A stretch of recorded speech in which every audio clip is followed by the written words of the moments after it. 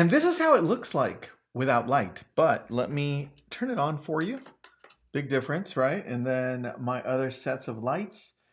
This is going to be a fun one. So now, let me show you what I just got at Disneyland.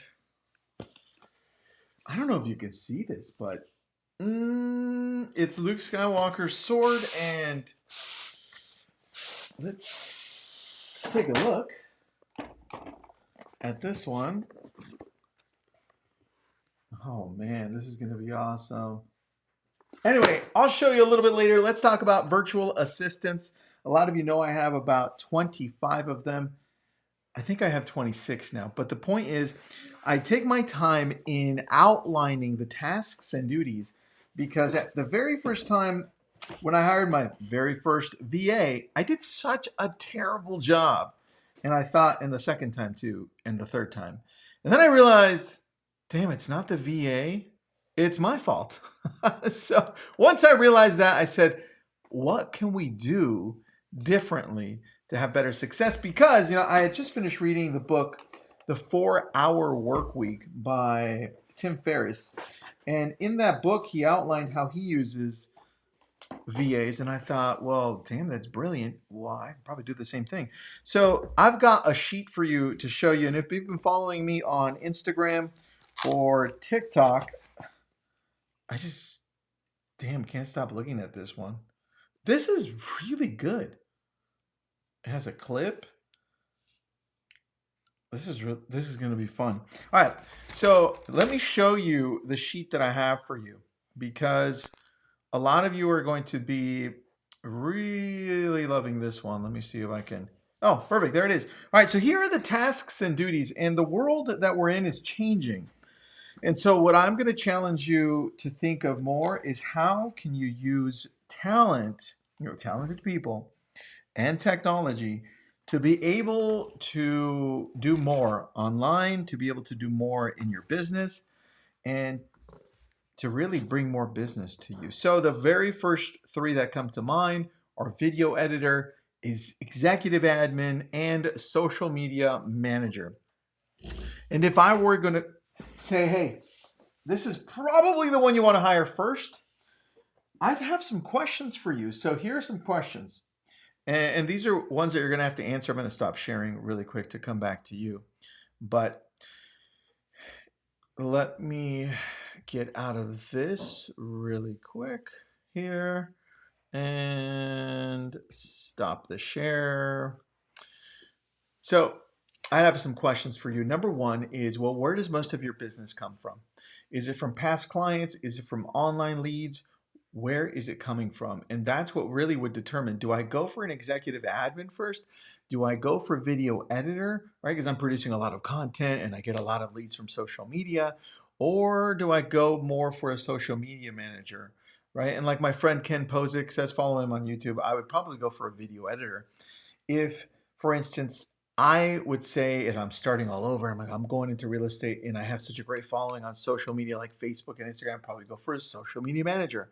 Now, if you're more traditional and you have past clients, you have Sphere, you have a whole group of people that love you and follow you, just in general, outside of social media, then I'd probably get an executive admin, somebody who can help you really organize, set that CRM correctly, send out those letters, maybe emails, and just engage with people that come back through email. So let's go over a couple of things here on the sheet because I want to outline really quick what you should be looking for when you're hiring each one of these and why it's important. All right, so let me go and show you video editor first. The way that we use a video editor is I shoot content on a specific day. I try not to shoot it every single day. I sit down in the back on a desk, have my camera, I shoot it, and then I send it out to my team and they edit and then break it down. The next thing I do is I also have them either repurpose it, break it down into small pieces to go onto TikTok, Instagram, or YouTube Shorts, anywhere else, right? I try to sit down one time and create either a long form content, kind of like what I'm doing right now, or short form and have them edit. Now, once it's done, they upload to Dropbox and send it over to me and I can upload or they can upload. I love to upload directly, but for those that they are uploading like to YouTube, I typically also ask them to do a little bit of research and put in the description so that there's a really good description, because YouTube's connected to Google and you get good SEO. Now let's go to executive admin.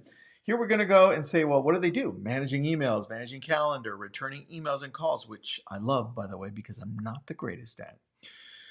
Creating expense reports, yes. Updating P&L, which, we're all so amazing at doing our P&Ls. Why not, right? Tracking sales and growth, taking notes and so forth and so forth. Check that out. Take a snapshot. If you want this, I'll text it to you or I'll message it to you. Just let me know in the comments below and follow me, because I'm always putting out good content. And you can see here, let me zoom out so you can see the bottom. Now let's go to Social Media Manager. You can see the ones that I focus on are the top 6: Facebook, Instagram, YouTube, TikTok, LinkedIn, and Twitter. Now I'm barely jumping back into Twitter, so you'll see that one's kind of slacking. If you go and do a little bit of reconnaissance work on my stuff, you can see reconnaissance work on my social media. You can see that I'm not the greatest at Twitter. So don't message me on Twitter, message me on YouTube here, or message me on Instagram or Facebook, either one. But the idea is you have somebody looking out for you on social media and developing a strategy for you. And also saying, hey, look, that stuff you put up yesterday, that's not that great. It doesn't go with your brand. And sometimes you need someone like that who's always watching out for you, because what happens is when we're in charge of everything, video editing, social media manager, and we're doing our own stuff on the back end, we almost end up doing nothing. And the number one job you're supposed to be doing is focusing on creating relationships and maintaining those relationships long term. So what I want you to do is start thinking, where can you leverage? This is why I showed you that. And obviously you can always bring in an ISA to an internal sales agent or inside sales agent or associate, whatever you want to call them. That's definitely helpful. And there are so many other positions. I just showed you those 3. Hopefully that's helpful. If you have any questions, always reach out to me. Message me, comment below, share this. Help me get to 10,000 subscribers, and you're going to be seeing this somewhere in the back, maybe next to Baby Yoda. I'm not sure. But this is pretty cool. Look, what do you think of this? It also has a little clip at the bottom. Anyway, have an awesome day, everybody. Thanks for tuning in again. I appreciate you. Thanks for following.